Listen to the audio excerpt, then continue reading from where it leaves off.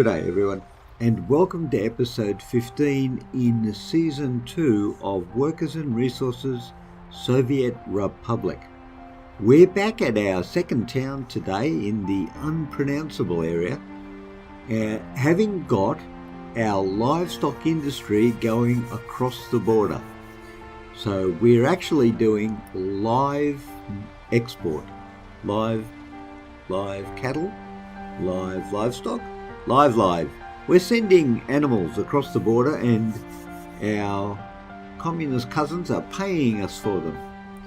And that is pretty much what we wanted to do.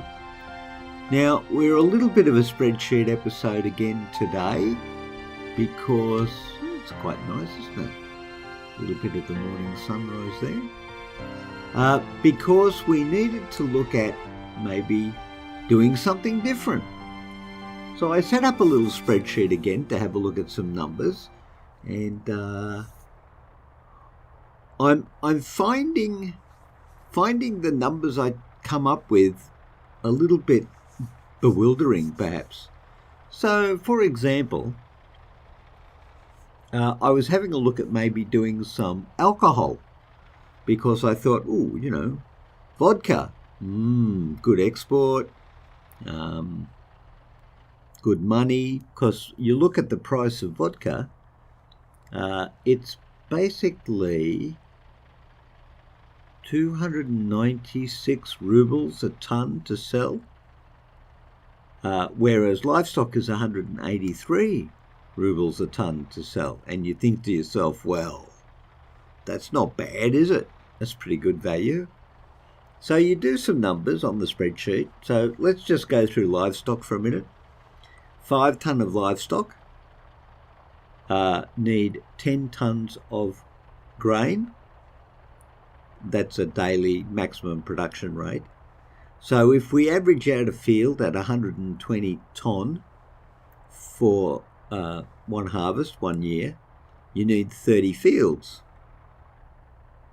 to produce 5 tonne of livestock every day for 365 days roughly. Alcohol, on the other hand, or as I like to say, vodka, you can produce 6 tonnes a day. Unfortunately, to produce that 6 tonnes a day per day, you need 30 tonnes of grain. So whereas you need 30 fields to keep one livestock farm running for a year, you need 91 fields to keep one distillery running for a year. And then you think to yourself, well, the difference in the rubles per tonne. We've got, per day, right? So if you look at a livestock farm with 5 tonne, you get 915 rubles a day. But if you look at an alcohol distillery, you get 1,776 rubles a day. That's a big difference. But then you go along and you try and figure out how many rubles you make for every field you dedicate to what you're producing. So for each field that we put aside for making livestock, we make 11,132 rubles per year. Okay? But when you put aside that same field for alcohol, you only make 7,123 rubles per year per field. So again, your initial thoughts of what you might think when you look at the numbers you get for different products don't pan out when you look at it. So, so why would you put many more fields aside that will earn you less money per field to make alcohol when you could be making livestock?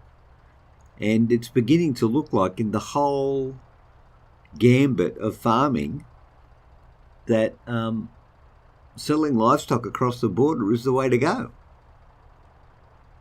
And so our Soviet Republic, if we carry on, might well turn out to be the food basket of the local area, which is not a bad thing to do, but pretty interesting.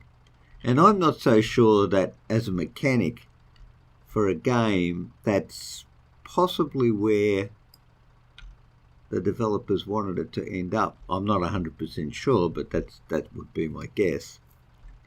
So I'm a little on the hesitant side to carry on, to be perfectly honest, because I'm finding it at the moment a little bit of a struggle, to be honest with you, and I'm not getting, I don't think, the enjoyment out of it that I otherwise could be.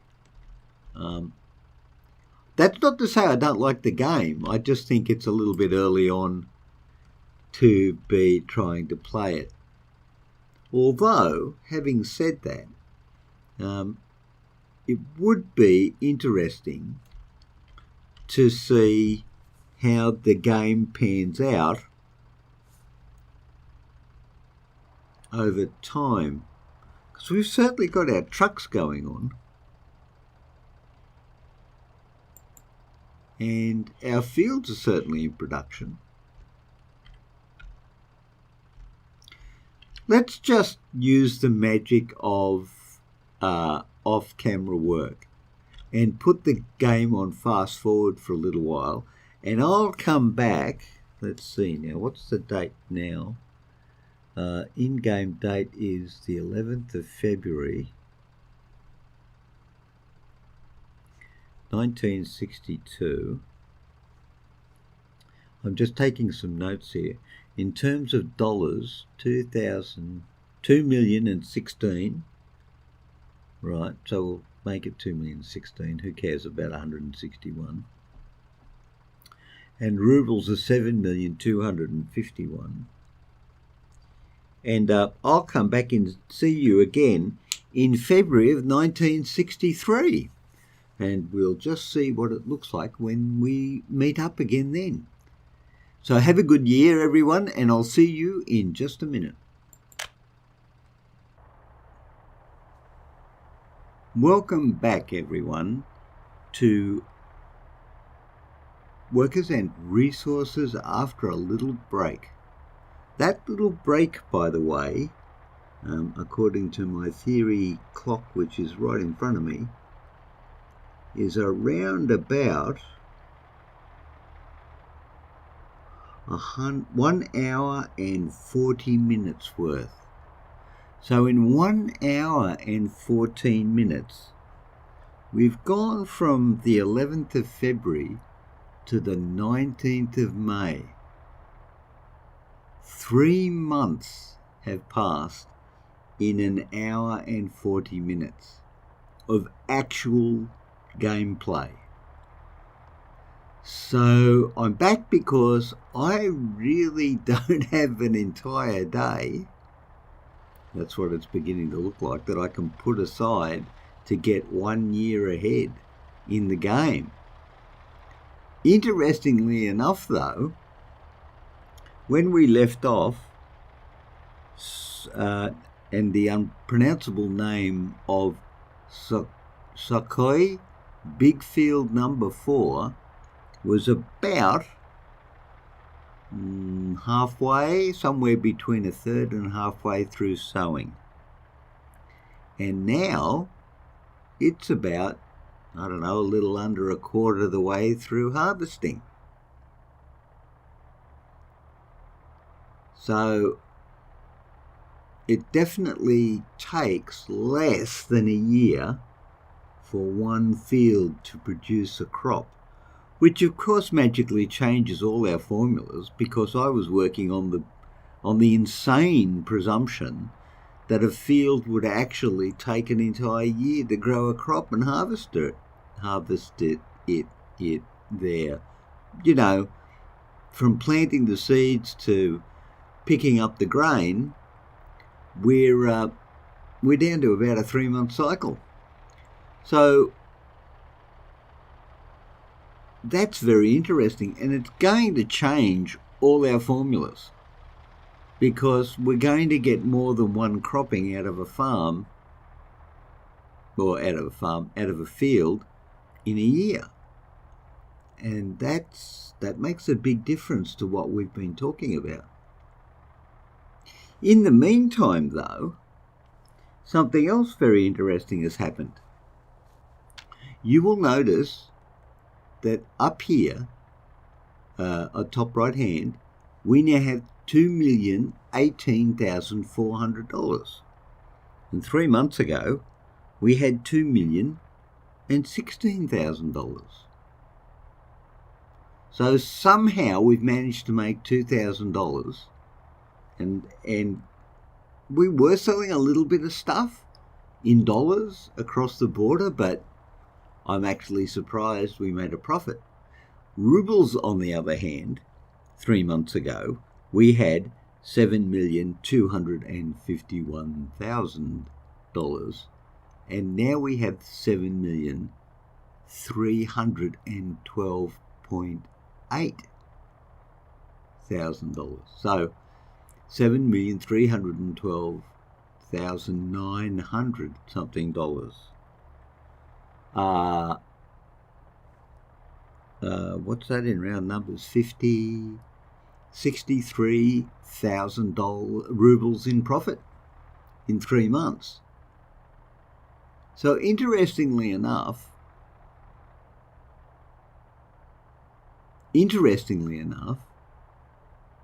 that farming industry that we're selling to our,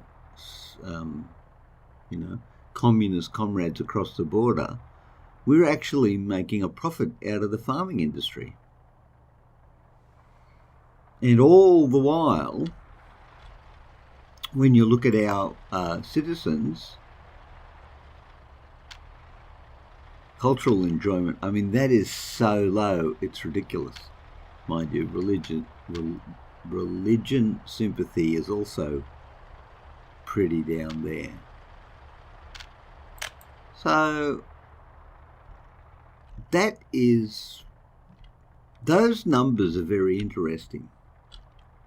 So much so, in fact,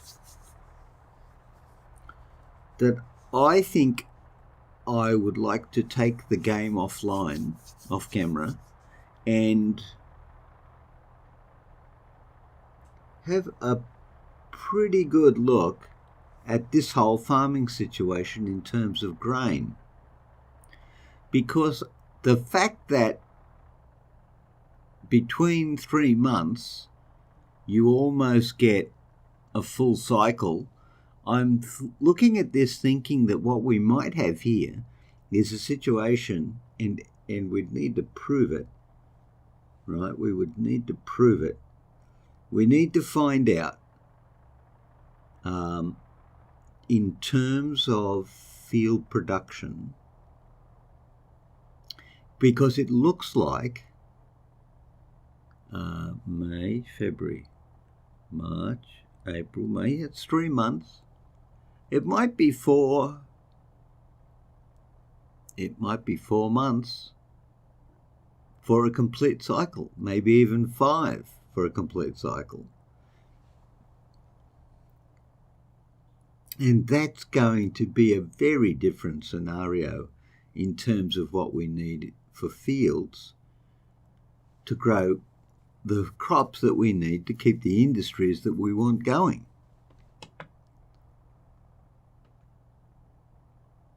And I also think I'd like to do some R&D, game R&D if you like, on the actual field sizes and what they produce. Now, we did an experiment a little while ago, and we worked out that a big field makes roughly 120 tonnes. But we didn't do one for medium and small. Is it medium and small? No, I can't even remember. Small, medium, and big. And 800 tonnes in there. So, at 120 tonnes for a big field, you could actually, 6 or 7 would fill that up. 6 and a bit big fields would fill that up. So I think that presents us with some new opportunities to look into the farming industry there. So this is going to be a short episode, but I'm quite curious now to see what these numbers actually mean, to go back into the spreadsheet. And I'm thinking that what we might do is, if the numbers seem to be promising, what we could do, well, again, I say this, but it's very difficult to, I'm not even going to attempt to flatten out the land to put fields in, because quite frankly, it just does not work. So we could certainly produce a large amount of grain over this map and either truck it or train it to one area where we would have factories that would actually use it. The interesting thing about that approach is that the actual agro farm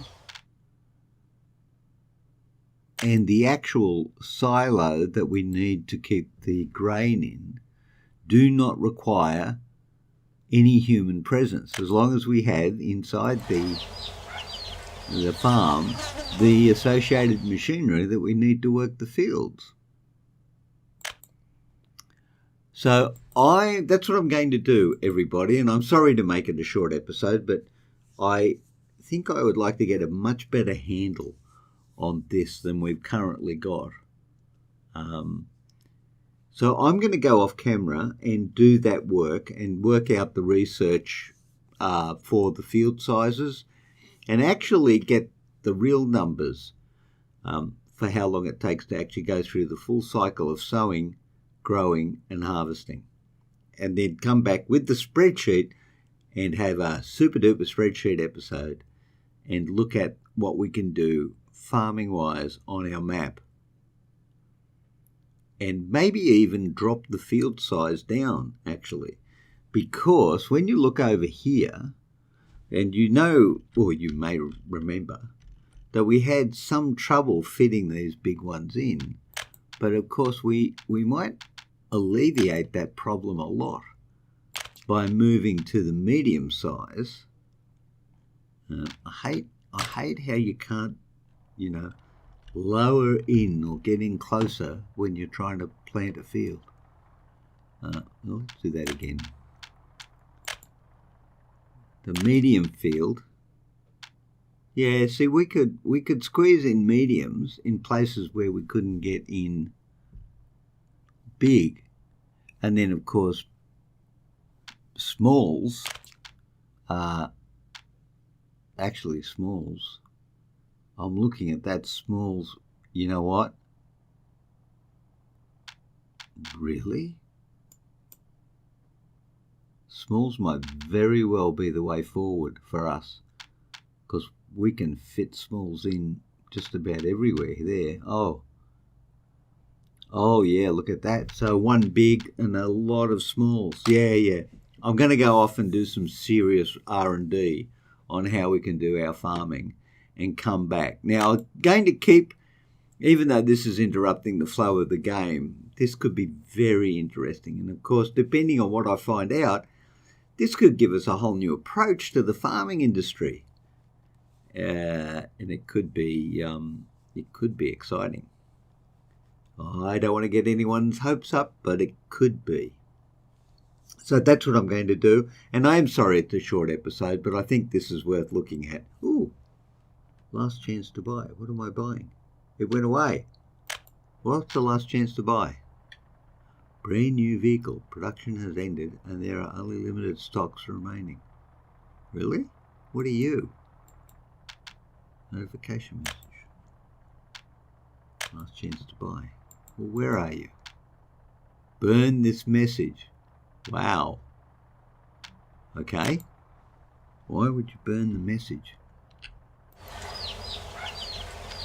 That's very, gosh, you would almost think that's very communist, isn't it? Like, this is your last chance, and after this, there will even be no record that this chance even existed. It will never have happened, comrade. It is a victim of your imagination. You will not have seen this truck, and you will never have been able to buy this truck because it never existed. Ooh, new vehicle types available. What are you? A W50. Cistern and open. Oh, we get new trucks. A W50. Hang on. What's a W50 look like when it's at home? W50. Where is W50? 7.2 tons of crops. 3,600. 10 tons of crops. 4.5 tons of food. 6.5 tons of food. This is 4,183 rubles. And it carries 10 crops. This is 3,622 rubles. 7.2 crops. It is... See, this is... I don't know. See, this is also could be a spreadsheet moment. Actually, you know, that could be a valid spreadsheet moment to look at that and see which one is actually cheaper based on the numbers. Not so easy to figure out when you're just looking at it. There's got to be an advantage to carrying, what's that, 2.8 tons less? Yeah, 2.8 tons less for a saving of 560 rubles. Actually, 560 rubles. Neither here nor there. Okay, but we could look at that as well. That could be interesting. So, thank you very much for joining me today in our short the spreadsheet episode. And I will go offline. And I know that when I run this offline, it's going to take a long time. So I do want to get an episode published so that you know that stuff is happening with this series. I'm going to do that, to go offline, do the R&D, and then in the next episode of Workers and Resources, Soviet Republic, we will march the comrades forward into the future of, let's say, agriculture, with some more facts and figures. So thank you very much, everyone, for joining me today. I look forward to seeing you again in the Gig channel, maybe over a spreadsheet or two in the near future. Until then, take care, and I'll see you all later. Bye.